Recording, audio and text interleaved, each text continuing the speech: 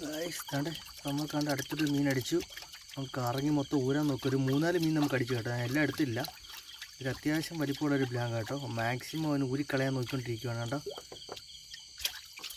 കേട്ടോ ആ വീട് കെട്ടി അതെങ്ങനെയെങ്കിലും ഊരിക്കളയാനുള്ള അവൻ്റെ മാക്സിമം ശ്രമിച്ചുകൊണ്ടിരിക്കുകയാണ് കേട്ടോ.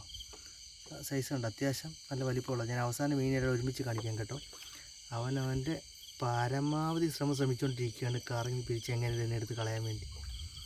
നമുക്കൊരു 3-4 ബ്ലാങ്ക് അടിച്ച് 1-2 മിസ്സായിപ്പോയി. അപ്പം ബാക്കിയുള്ള എല്ലാം നമുക്ക് അവസാനം ചേർത്ത് വീഡിയോക്കകത്ത് കാണിച്ചു തരാം കേട്ടോ. ഭയങ്കര ഫൈറ്റാണ് കേട്ടോ. ആരുമില്ല, നമ്മൾ ഒറ്റയ്ക്കാണ്.